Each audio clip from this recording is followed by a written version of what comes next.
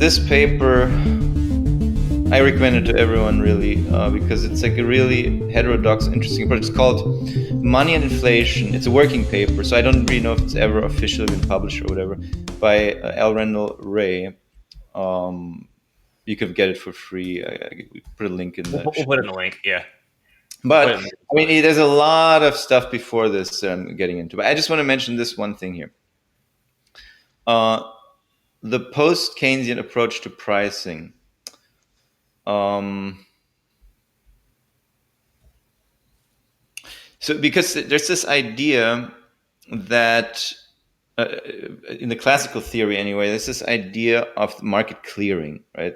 The supply and demand curves match, and that's how the price emerges. And the perfect free market price clears the market. Demand meets supply. Everything's beautiful, wonderful. How this works in the world of theoretical, mathematical economics, right?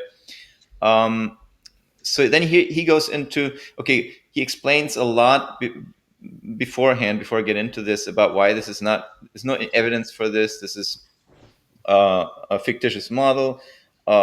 There's no market clearing. Prices can be perfectly, all participants can be perfectly happy with the particular price and it not clear the market is also an case. So I'm just going to read from this part here. The post-Keynesian theory of inflation. Recall that in the orthodox approach, an invisible hand process establishes equilibrium relative prices that simultaneously clear all markets. Each individual relative price reflects relative scarcity. Nominal prices, in turn, are established in terms of one of the commodities, a numeraire, and, at least in the long run, are determined at some scalar times the relative price vector. Oh, God. Sorry to interrupt. We might need to translate what he's talking about here. He's using some pretty hoity-toity economic terms. Yeah, keep going. Yeah, don't try too hard to understand this, right? So he gets into what the post-Keynesian. He just says this is the going theory. Holding velocity constant, the aggregate price level is simply determined by the quantity of the money commodity. Post-Keynesians reject every aspect of this formulation. Okay, so here we get into the idea that money supply determines price levels. Yeah, and I want to break that down just because it makes sure everyone understands velocity. That's how often something is trading, or how often people are buying and selling. So what he's saying is, if we don't change the rate at which people buy and sell stuff, the classical and Austrian understanding is that prices are therefore dictated by the supply of money. If you increase the supply of money, you keep everything else the same. Prices go up. If you decrease it, excuse me. No, that's right. You increase it, prices go up. You decrease it, prices go down. That's what he's saying is the neoclassical and Austrian argument. Yeah. That he's about to critique. Yeah. Post-Keynesians, which basically MMTers are kind of like post-Keynesians. They are a step further from post-Keynesianism, but post-Keynesians reject every aspect of this formulation. First, what matters is nominal price, not real or relative price, which is simply a residual calculated by dividing nominal price by some index number. Second, most prices are administered to accomplish a number of firm-specific goals, and no priority is given to market clearing over other goals. And third, the quantity of money is endogenously determined so that the causation of the quantity equation is essentially reversed with price times quantity determining the quantity of money required. So we got to break that down. I got lost. Yeah, the point is that money supply is not announced by some entity. The Fed doesn't say the money supply should be this or that. The money supply emerges out of given existing market conditions when businesses borrow from banks. That increases the money supply, for example, right? So there's no such thing as increasing the money supply without a whole bunch of other stuff being woven into that event occurring, which is a business that is profitable, that has a price, that has an idea about what price it can charge for its product, and goes to a bank in order to be able to get a loan for this entire project. and then ends up following through, succeeding, validating that investment, then expanding, investing more. So this is his point is that there's no such thing as an exogenous. Exogenous would be somebody snaps their fingers and the money supply is so and so. Endogenous means I see what you mean. It emerges out of market It's connected to other processes that are happening at the same time, right? Absolutely. So, well, to your point, like let's just kind of make the example more tangible. Me and Nima are going to start a headphone production business, right?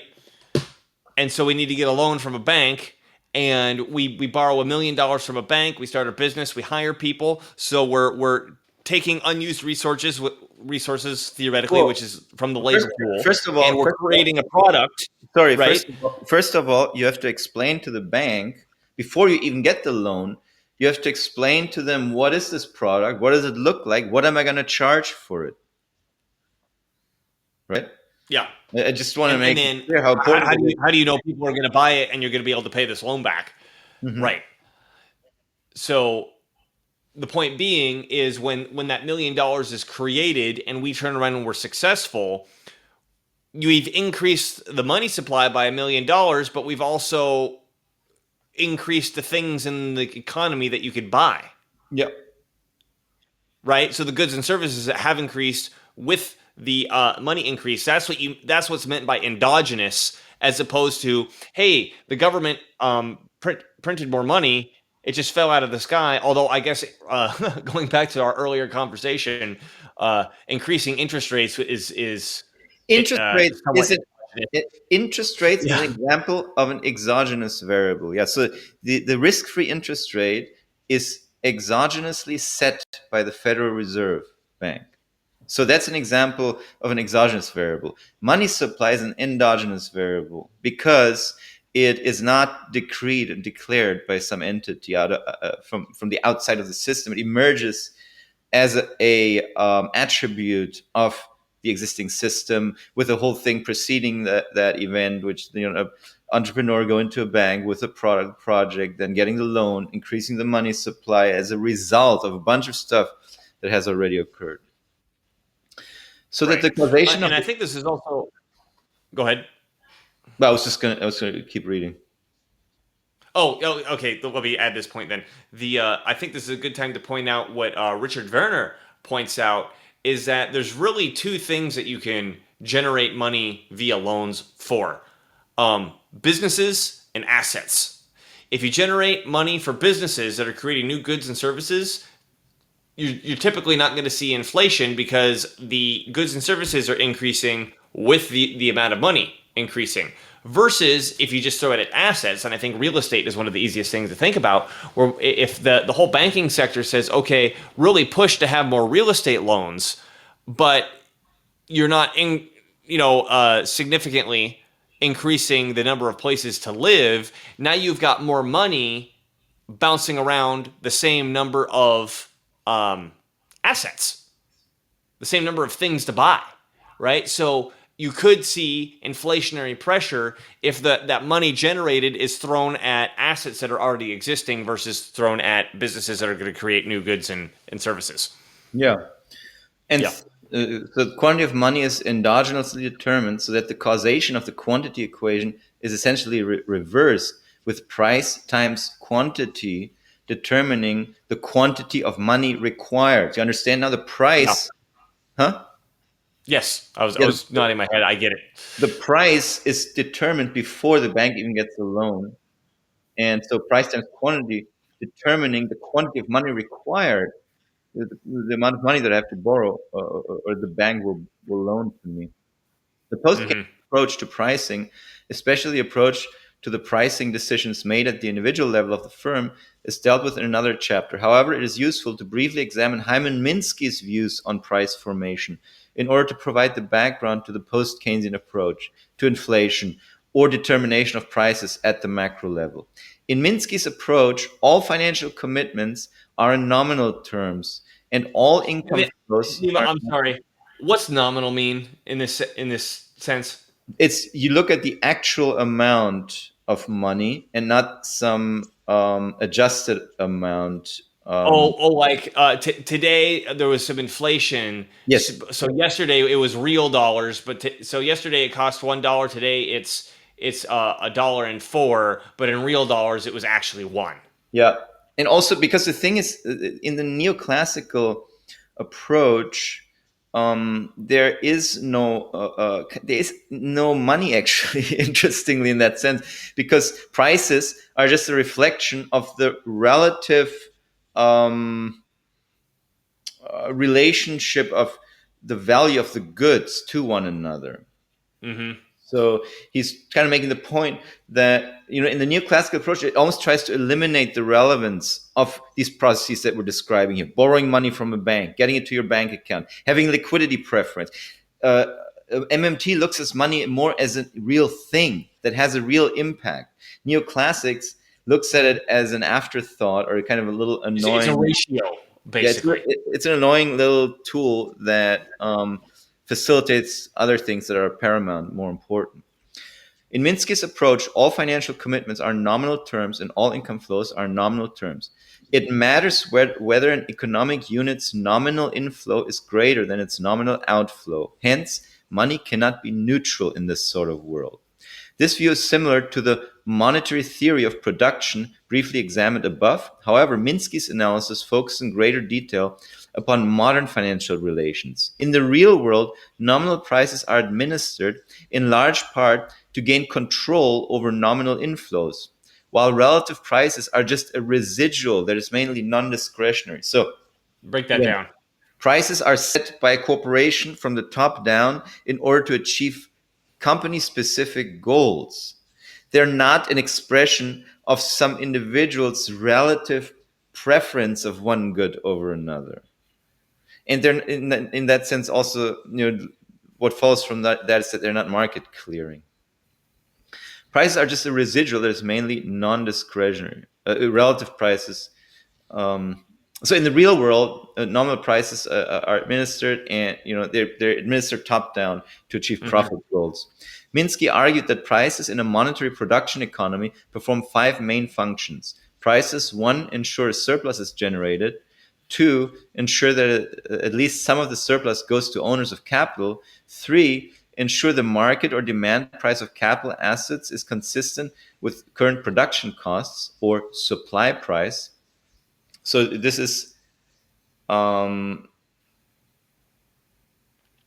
that the market or demand price of capital assets. Yeah, so the demand price of a capital asset is the max that I'm willing to pay for a machine, and the supply. Because I know how much money I can make with it based on prices. Yes, and the supply price is how much the manufacturer of the machine is willing to sell it for at a minimum. Mm-hmm. So as long as the supply price is below the demand price, a transaction occurs, is the point. Got it. Right. And this can also be extrapolated to stocks and stocks, actually, in a sense, because then company is willing to sell stocks at a certain price. Investors are willing to buy it at a certain price. As long as demand and supply prices are consistent, transaction occurs. And again, these prices are based on profit expectations, which are based on revenue expectations, which are based on prices. Number 4, ensure obligations on business debts can be fulfilled. And number 5, ensure resources are directed towards the investment sector, that is, to allow accumulation of capital. Okay. Yeah. I don't know if you want to examine I think we better stop before we start reading the whole paper. But yeah, you don't have to understand all of it at once now. Just to give you a sense of what kind of other theories of inflation are out there. Well, and then, I mean, this is even before the theory of inflation. This is just like the theory on money itself, like you mentioned. Here, let me get rid of this screen. Okay. So then let's at least talk about the next paragraph, because he does talk a little bit more. Okay. Let me pull it back up. So here, Post-Keynesians adopt an aggregate markup theory of pricing in which price is determined at the macro level as a markup over labor cost. Right, as opposed to an auction system Yes, where supply meets demand because there's an auctioneer standing at every Walmart exactly. corner. Yeah, The price of consumption goods must be high enough above wages in that sector so that some of the consumption goods will be left for workers in other sectors. that makes This, sense. yeah, so it means basically the workers producing our headphones, they must not be allowed to be able to afford all those headphones. The headphone Right. price has to be a little higher so that they can't buy up all those headphones, so that some other headphones are available for people who work in the investment sector, which is Or goods the that are food not, sector or the whatever sector. Yeah, investment or government, but people who produce, who work, but do not output consumer goods into the market, I basically. see. Yeah, This allows some workers to be put in the investment sector and government and trade sectors to produce the surplus goods and services that workers cannot buy. At the micro level, each capitalist must be able to obtain a markup over labor costs, ability to do which depends in part on market power. However, at the macro level, there won't be any profits to distribute unless there's spending in excess of the wage bill in the consumption sector. well, break that down. So there would be no corporate profits if. So the easiest example would be a hand-to-mouth economy, where Well, and then maybe before we say that, what he says wage bill, does that mean the labor cost or does that mean yeah, labor legislation? labor cost. Oh, okay. Got it. Yeah. So because um, if we think of a hand-to-mouth economy, everyone digs up turnips and eats them. There's no surplus at any point in this economy. There's no aggregate surplus. There's no possibility of corporate profits. I But see. So there has to be enough spending in the system to be more than what we're paying the laborers. yes, so there has Okay. to be investment spending, in other words, and government deficits and export surpluses. There has to be these three. The sum of these three has to be positive, in order for the possibility of corporate profits to even exist. And when I say corporate, I mean aggregate corporate profits. I mean it's possible in the hand to mouth that one person accumulates surplus, but that will be the other's loss. Right. The only way to have aggregate corporate profits is to have investment and government. It is to have a sum, a positive sum of investment spending plus government plus deficit spending plus export surpluses. They don't all have to be positive, but the sum of them has to be positive. This gets into the Kalecki equation, which we have discussed also on this show. The aggregate macro price level determines the aggregate potential surplus to be divided up among all the firms in society. The capitals then compete at the micro level for profit flows. What generates this aggregate surplus to be realized by firms at the macro level? As the Kalecki equation shows, the aggregate amount of profits is identically equal to the sum of investment plus consumption out of profits plus the government's deficit and the trade surplus, less saving out of wages. In the simplest model, no government deficit, balanced trade, and no saving out of wages, profits equal investment plus capitalist consumption. If the price is set high enough that workers cannot buy all the output, capitalists can get the rest so long as they spend. So capitalist consumption is if you earn dividends and you spend those dividends on consumer goods. That also adds to corporate profits, ironically. Mm-hmm. Right? So it's kind of like at the aggregate, as an individual buyer, you're losing out on this profit because now you spent it on consumption. But in the aggregate, corporate profits go up because there's more revenue for corporations, more money going to corporations. Which again is pointing to the fact that the price is administered. Yes. At the individual level, market share is important to maintain a sufficient markup, the source of profits at the micro level. Normally, a firm cannot even obtain finance unless it has market power. Each firm tries to set a price high enough to cover all expected costs and to provide a margin of safety. That's huge. I want to stop right there, because that's the discussion that I have with my business. Is we're looking at, okay, if we're making this decision or we're making that decision, let's say we make a bad decision and we got to eat the cost. How long are we able to eat that cost for before it ruins us? Yeah. And if the decision that we're looking at, we're going, we can't survive if this goes south, we don't make that decision. Yeah. Right? So I just want to emphasize that this is totally true. The bigger the margin of safety, the more willing banks are to lend. To put it very simply, the goal of every firm is to get market power so that it will have control over its markup so that it can get loans. This is the corporate process in reality. Corporations want to have control over prices so they can demand higher prices, so they can make more profits, so they can get more loans, so they can expand more. Get bigger market share. Yeah. Thus, the ability to set and maintain price is critical at the micro level to obtain loans and to service them. Indeed, Schumpeter argued that credit is the means by which capitalists ensure they can divert the allocation of resources to the investment sector. I want to add to that too. Something that banks are very concerned about is, okay, you have this price today. Are you going to have that price tomorrow? Because if we're not sure that you're going to have that price tomorrow, we can't lend on this. We need to see stability.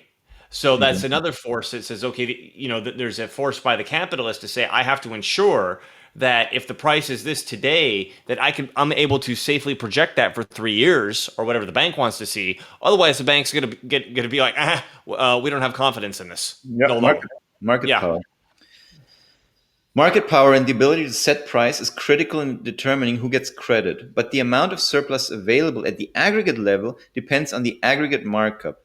This in turn depends on capitalist spending, mainly on investment, although it is supplemented by government deficit spending and trade surpluses in the expanded model. In other words, market power and even technological efficiency only affect the distribution of profits, but not the aggregate amount. It is the aggregate spending on investment that generates the profits that validate the accumulated capital. In this sort of world, with ability to affect price and with expected price rather than actual price as the critical parameter, there is no reason to believe that equilibrium exists, and even less to believe that it would be stable. Right. This is my main. I got two main criticisms of the current economic models, both Austrian and neoclassical. The first is the barter theory of money, and the second is the fact that equilibrium exists. Exactly. There's no evidence of this equilibrium. It's a nice. In other words, the prices of the real world are nominal rather than real, and are administered to achieve a variety of goals, not simply to clear markets. This is and then also, sorry to interrupt again, Nima. Just I keep talking to try to bring us out of the academic language here, so we don't put everybody to sleep, and so I understand. But when he's talking about nominal rather than real, the feeling I get when economists are talking about the real price is that, yeah, I know this is what the price tag says, but it should say this, right? It shouldn't be that. It should actually be this, and we're going to go off what it should be as opposed to what it is. Right. Yeah. It eliminates. So an interesting aspect, I guess, of the neoclassical model is they eliminate uncertainty. And in the real world, there's uncertainty. There's an expected price, and then there's a realized price at the end also, right? And which means actual inflows and outflows. This is not to suggest that firms can achieve desired prices as discussed. The aggregate markup that can be achieved depends on aggregate spending, investment, government deficit, trade surplus. And if that level is too low, capitalists on average will not achieve desired markups. In other words, actual prices realized will be below those that were desired. So for example, I want to say something before you keep reading, but go ahead. For example, government deficits have a huge impact on this. Government deficits largely end up in the form of corporate profits. So this is not some theoretical blabbering here. This is literally what happened in 2020, 2021. These mega corporations I was talking about earlier, Apple, etc., they banked major profits because of the stimmy checks that were sent out to people. And it's not a theory. It's even the Apple CEO Tim Cook himself said this. He said that thanks to these programs, we're making more profits than ever. Yeah. So, yeah. Well, and then to the point that you said about the government deficits. So scroll up a little bit. I want to see that last sentence from the previous paragraph. So this is not. This is not to suggest that firms can achieve desired prices as discussed. The aggregate markup could be achieved. The aggregate markup that can be achieved depends on the aggregate spending, which includes the government deficit. And if that level is too low, capitalists on average will not achieve the desired markups. Well, I think it's important to point out is if the capitalists cannot achieve the desired markups, if that's drastic enough, they can put the capitalist out of business. Yeah. Right? Because one of the arguments that we make from an MMT standpoint here is always if you have a government surplus, it almost inevitably leads to a recession. And that's the explanation right there is if you cut off the flow of funds where this process that we've been talking about where prices are administered and okay, we got to get money from the bank and we got to make sure that we can show that the prices are going to be stable moving forward at a level that achieves we could pay the bank back, we could pay the workers, we could pay ourselves, we could have a surplus in order to increase market share. If that gets curtailed, the whole thing just collapses. Yeah. The prices don't go down. Like you said, it's not like, the jeans just went from $20 to $10 because, the equilibrium just leveled itself out and things are half price. No, just the whole thing collapses and there aren't any jeans. Yeah. Right? As discussed, according to Orthodox theory, inflation shouldn't matter much. While it might temporarily fool people in the short run, in the long run, it cannot have any effect. Even Orthodox economists have empirically estimated that moderate rates of inflation up to 40% per year have no measurable effects on GDP growth.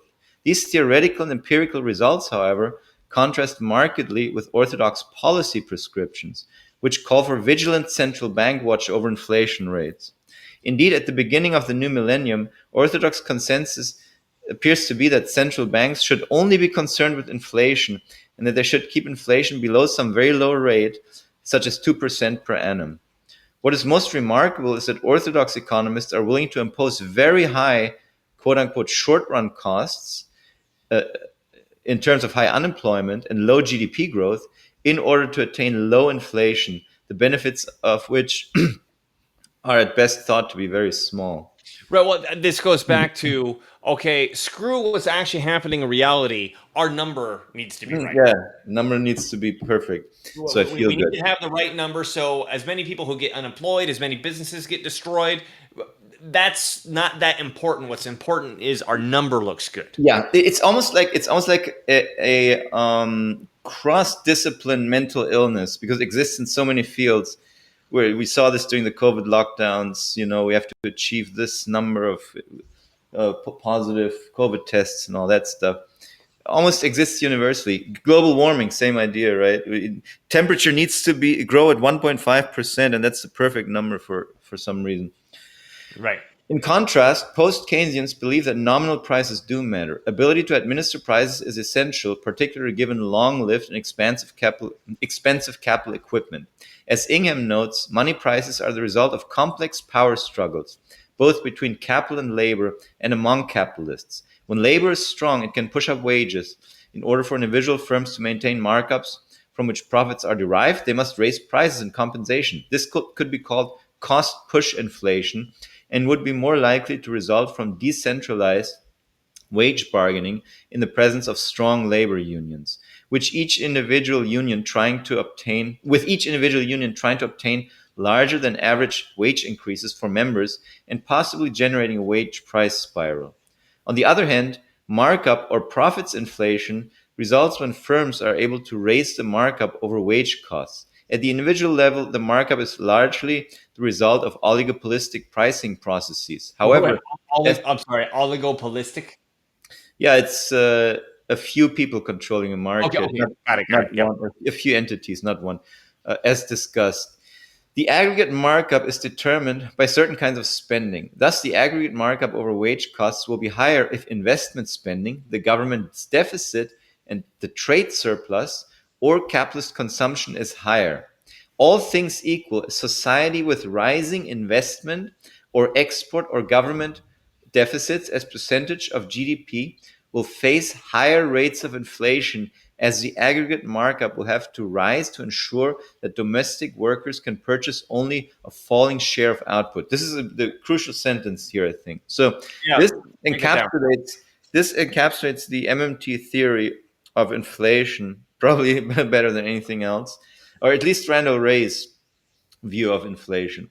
Is that these are the factors causing demand or side inflation or cost push inflation, incomes inflation also called. We saw this with the COVID deficits and other things. But basically, if the investment spending, if the sum of investment spending plus export surpluses plus investment spending as a share of GDP rises, then that can cause inflation. Okay. Now, he also discusses another form of inflation here. Inflation caused by rising wages or rising markups is often called incomes inflation, to indicate that it results from a struggle to increase the income of either labor or capital, right? So this is tug-of process that, as the available share in the pie rises, these entities compete for higher prices. But also, in addition to incomes inflation, overall price increases can be induced by rising spot prices. Real quick, keep talking. I got to use the bathroom. Keep going. Okay. In addition to incomes inflation, overall price increases can be induced by rising spot prices. The best example would be an increase. The best example would be I lost my. Would be an increase in energy prices, such as those experienced during the mid and late 1970s and repeated on a lesser scale in 2000. And this paper, by the way, was written before 2022. So February 2022 was another period where commodity prices, namely oil prices, rose significantly, and oil prices just filter through everything. And cost, he says here, rising energy prices, of course, affect the cost of production of almost all goods and even of most services. Firms will attempt to pass these along in the form of higher prices of intermediate and final goods. If energy prices are increased only once, they could cause only a one-time price shock, resulting in a higher aggregate price level. By itself, this would not be defined as inflation, which implies continuing price increases. However, the price shock could set off a struggle by workers to maintain nominal income shares and real inflation-adjusted wages, which could generate a wage price spiral if firms attempt to maintain markups. So here he discusses then, the oil shock in and of itself, if that's processed and dealt with appropriately, then that would cause a one-time price increase, which is not necessarily defined as inflation, but it doesn't matter. I mean, in the colloquial common discussion, it will be looked at as inflation. And so most likely then these kinds of spirals ensue where the workers want to have more too. But then keep in mind that the businesses did not raise their prices because they sought to obtain a larger markup, a larger net profit, but only because they had to in order to maintain their existing markup, right? So it would be very unhealthy for such a wage price spiral to ensue. If the spot price of a commodity that is set by a monopolist goes up, or by a somewhat monopolistic or oligopolistic process rises, then that is the cause of the problem, and that is the cause that should be addressed. So, in modern terminology, I guess it would be if expensive energy prices are the cause of rising prices in 2022 in Germany, in the US, and other countries, then that is the issue that needs to be addressed by, for example, some of the trends that are occurring right now, such as nuclear proliferation, small modular reactors, all that kind of stuff. There's a huge race going on to reduce energy prices significantly. and that could have a bouncing effect on any kind of price inflation caused by future oil shock. If everybody who's watching this now or recording could like, share, and subscribe it helps us out a lot. Yeah. I hate saying it, but it's just true.